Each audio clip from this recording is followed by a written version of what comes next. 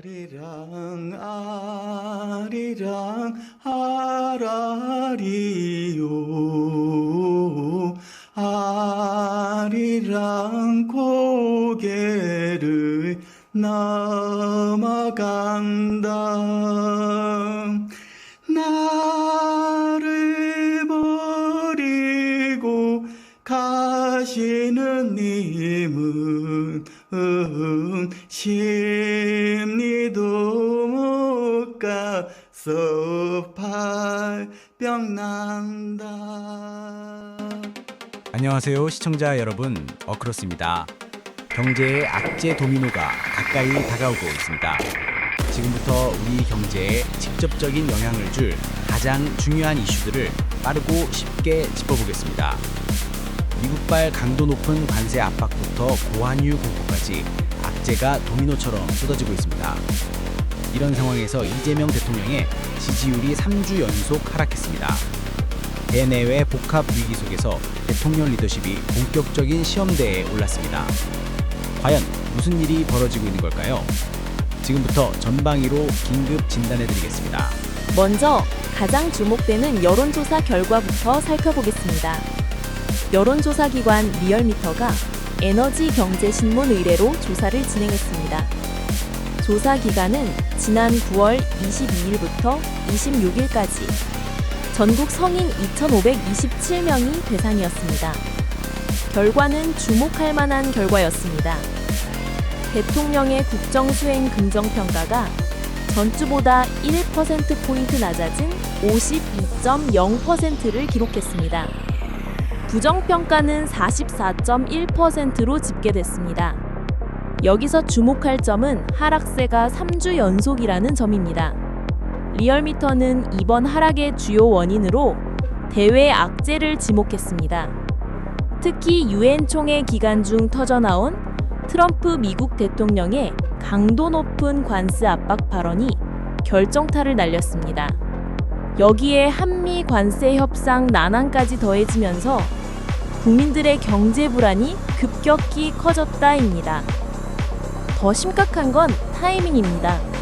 이러한 부정적 이슈들이 지지율 하락을 가속화시켰다는 분석입니다. 그렇다면 미국발 관세 리스크가 구체적으로 어떤 영향을 미치고 있을까요? 차근차근 파급 경로를 추적해 보겠습니다. 이번 지지율 하락은 단순한 일시적 현상이 아닙니다. 국내외 다양한 요인이 복합적으로 작용한 결과입니다. 대외적으로는 미국의 강도 높은 관세 압박과 한국산 제품에 대한 발언이 충격파를 만들었습니다. 내부적으로는 경제 불확실성과 노동사법 이슈가 동시에 겹치면서 국민 불안감과 경제 불확실성 확대된 것 같습니다. 사건 직후 반응은 즉각적이었습니다. 금융시장과 산업 현장에서 심상치 않는 반응이 나타났거든요. 특히 증시는 수출 의존도가 높은 자동차, 철강, 반도체 업종에서 뚜렷한 약세를 보였습니다. 여론조사에서도 주 초반 안정적이던 긍정평가가 주 후반 집중보도로 1%포인트 급락했습니다. 이러한 불확실성은 경제 주체들에게 직접적인 타격을 주고 있습니다. 첫째, 소상공인과 수출기업들이 원가 상승과 해외 거래처의 주문 취소 등 직격탄을 맞았습니다. 둘째, 정부 내부에서는 외교 통상 라인의 부담이 급격히 늘었고 후속 협상 전략 수립에도 긴장감이 최고조에 달했습니다. 셋째, 일반 국민 사이에서는 경기 둔화 우려와 물가 상승 공포가 빠르게 확산되고 있습니다. 산업별로 더 자세히 들여다보겠습니다. 자동차 산업은 미국 수출 물량 축소 우려로 주가와 투자 심리가 직격탄을 맞았습니다.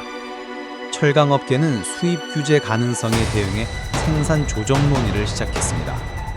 반도체는 당장의 직접 타격은 적지만 관세 불확실성이 장기 투자 계획 지연으로 이어질 수 있다는 우려가 나옵니다. 이 문제는 한국만의 고민이 아니라는 점입니다.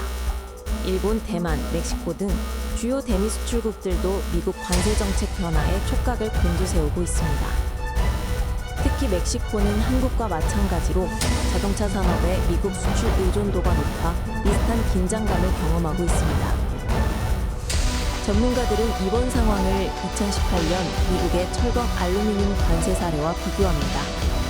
당시 한국은 협상을 통해 피해를 완화했지만 이번에는 정치 외교적 요인까지 복잡하게 얽혀 있어 상황이 훨씬 어렵다는 평가입니다. 대외 악재만으로도 버거운데 내부에서도 심각한 리스크가 터져나왔습니다.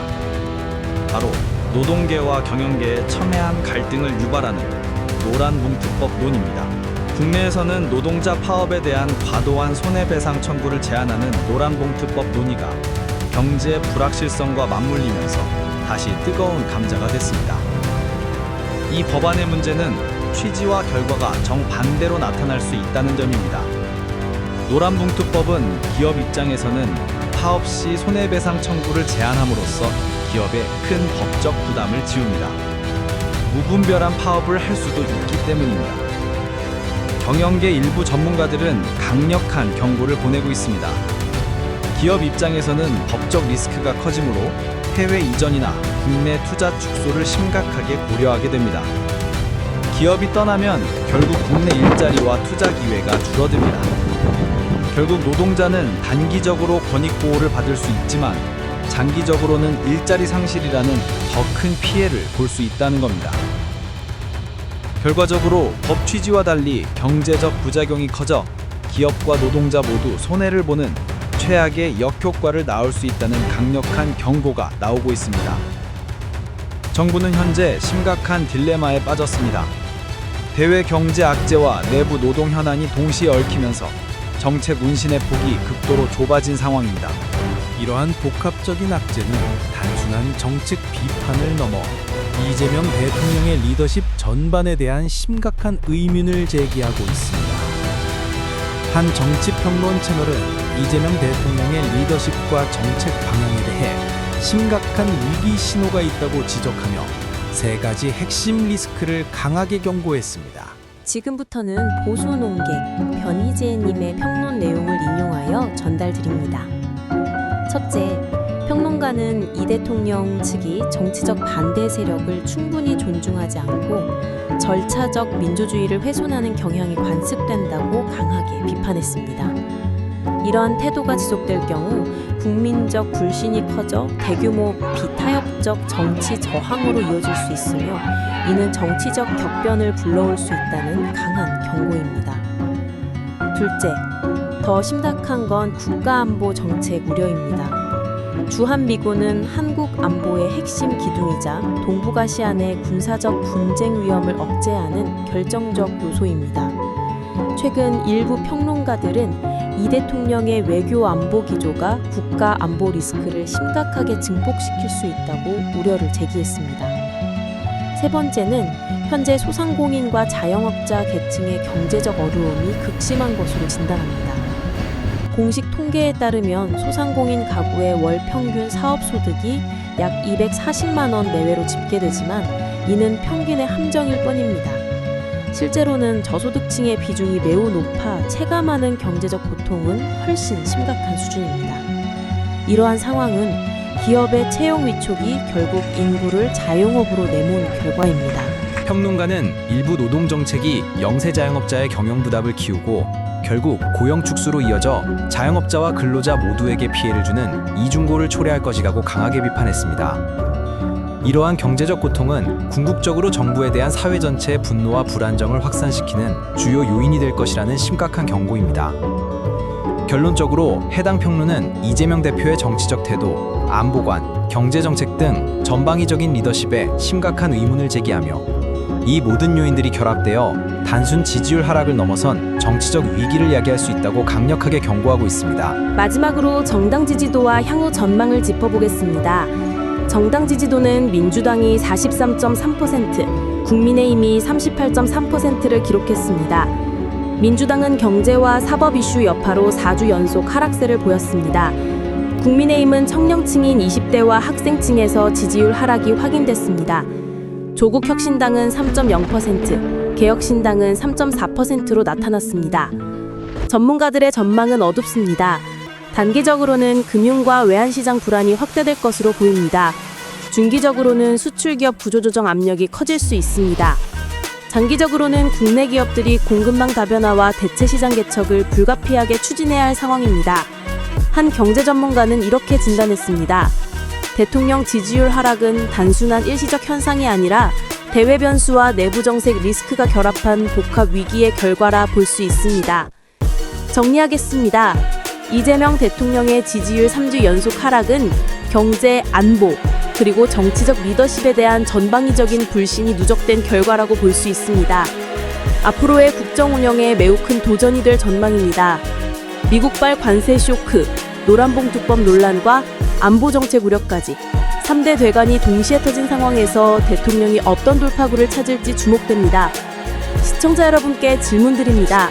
이번 대통령 지지율 하락의 가장 큰 원인을 무엇이라고 보십니까? 경제 불안일까요? 안보 정책일까요? 아니면 정치 리더십 문제일까요? 댓글로 여러분의 의견을 자유롭게 남겨주시기 바랍니다. 지금까지 어크로스의 글로벌 정치 경제 소식이었습니다.